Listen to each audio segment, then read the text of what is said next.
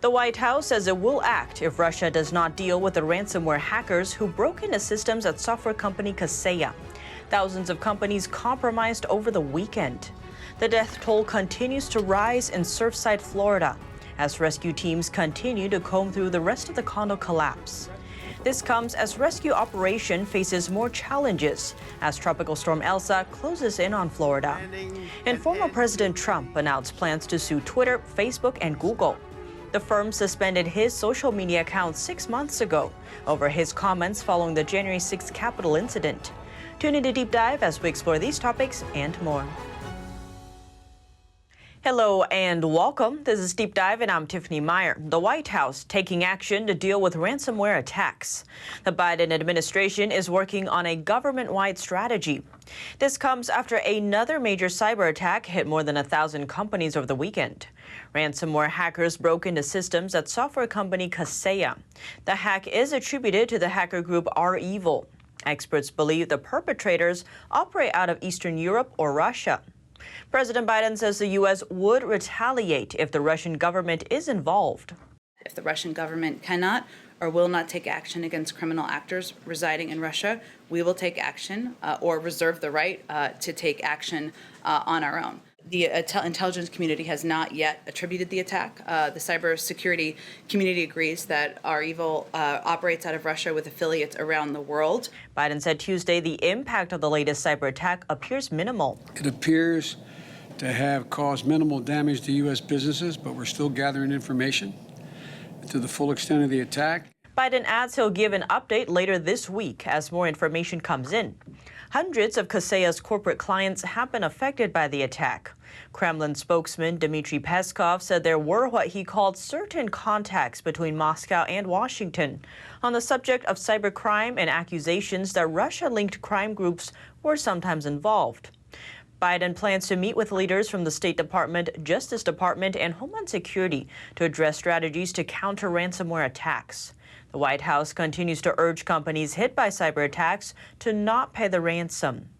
The National Security Council has been studying how to stop ransomware attacks for months.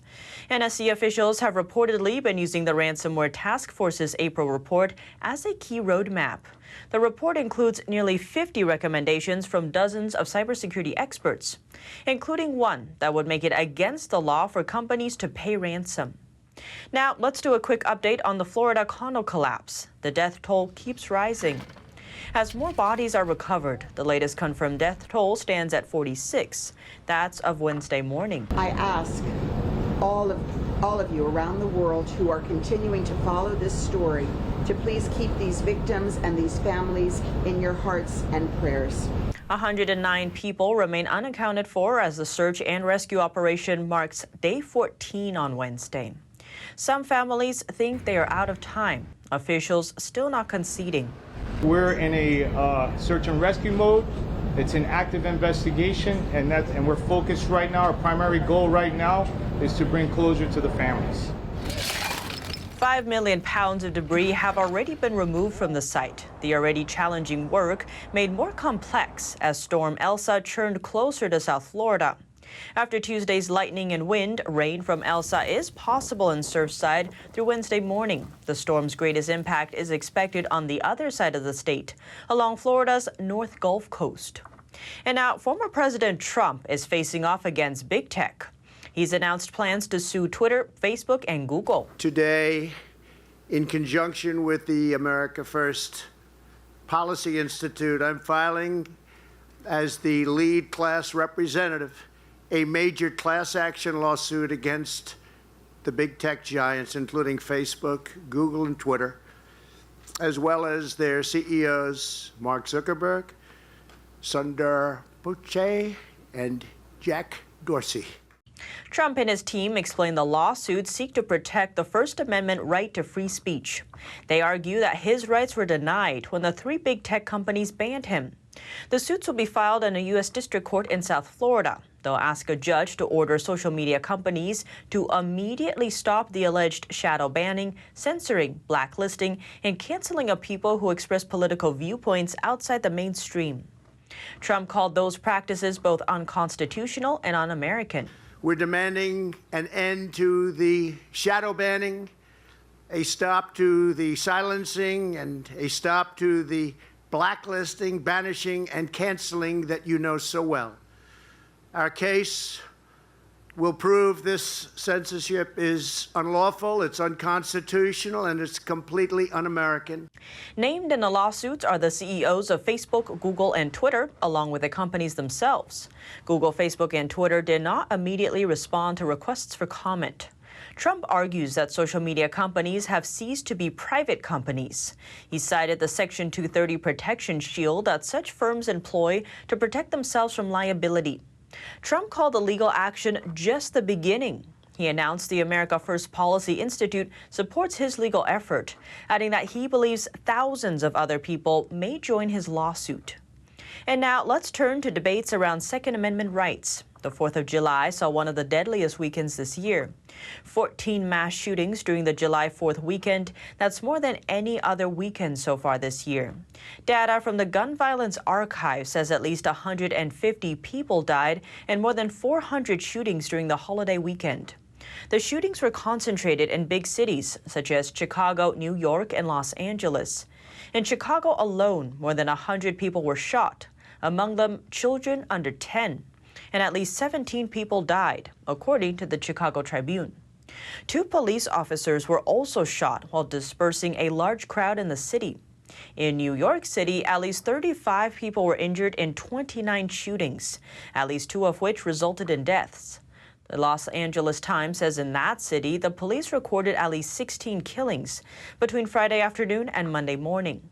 House Minority Leader Kevin McCarthy says crimes are soaring in cities that are defunding the police. And this is all directly caused by the Democrats' philosophical belief in Soros spending money electing DAs, which now we're trying to recall in L.A., because they don't believe in the rule of law. The Department of Justice last month launched new strike forces to combat a rise in violent crime over the last 18 months.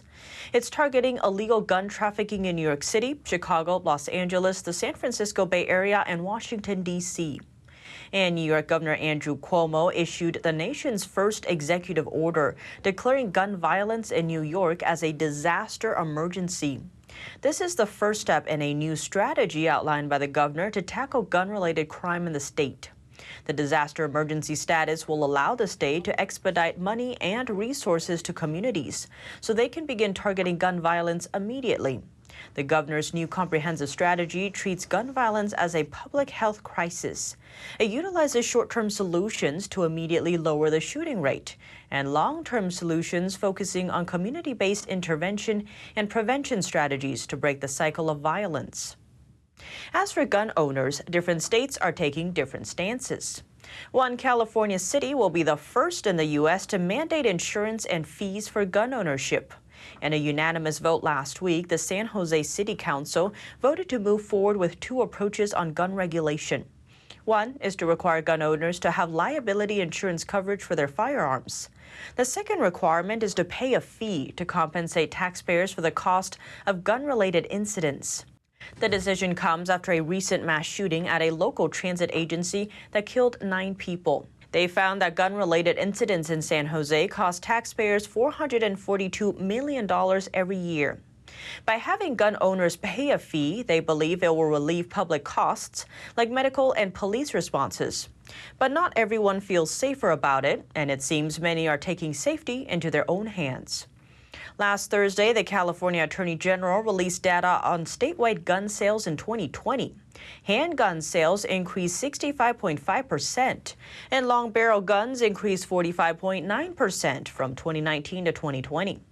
According to the Attorney General, legal gun sales do not automatically equate to a violent incident or crime, and responsible Californians who choose to legally own a firearm certainly have that right. California and in this nation. The law will get a final vote in September. On the flip side, West Virginia has a new law. It eliminates the sales tax on all small firearms and ammo. That means that customers can purchase most handguns, shotguns, and rifles without any sales tax. Republican Delegate Gary Howell told a local news station, if you are going to buy that $2,000 rifle, it's going to be $120 cheaper here in West Virginia than compared to our neighboring states, adding that he sees it as a way to invest in the state.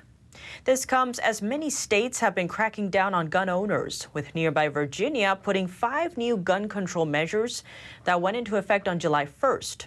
Some of the laws include a prohibition of firearms on the state's Capitol grounds in Richmond, a lengthening of the amount of time the FBI can conduct a background check, and another would prohibit domestic abusers from buying, owning, or transporting a firearm for 3 years after they're convicted. And several states are pushing for Second Amendment rights. Texas joined 21 other states in asking the Supreme Court to uphold Hawaiians' Second Amendment rights to bear arms outside their homes. This effort was led by the Attorneys General of Louisiana, Arizona, and Montana. Texas Attorney General Ken Paxton, who's a Republican, confirmed last week that his state is joining the amicus brief. Paxton stated the blatant misinterpretation of the Second Amendment by the Ninth Circuit must be remedied. We are asking for the court to simply uphold the Second Amendment as it is written. The ruling of the Ninth Circuit Court of Appeals last year was in favor of Hawaii's law. It bans residents from carrying firearms outside their homes. Texas and 21 other states filed an amicus brief with the High Court. They argued that the residents' Second Amendment rights include using guns outside of their homes. The states wrote in their brief, one of the highest responsibilities of a state is to safeguard the rights of its citizens, including the right to keep and bear arms under the Second Amendment. The court filing reads, the plain text of the Second Amendment protects the right to bear arms, not just to keep them. Adding, yet Hawaii's firearm carrying regulatory regime functions as an outright ban on the right to carry guns outside the home for most people. It therefore violates the Second Amendment. These states are also trying to help resolve a split among the federal circuit courts of appeal. Several of the courts ruled against the 2008 District of Columbia versus Heller case, a landmark gun rights ruling. They said the lower court's inconsistent decisions have also prevented citizens of Amici states from carrying firearms across state lines. But what do you think? Let me know below. Thanks for tuning in to Deep Dive. I'm Tiffany Meier, and see you soon.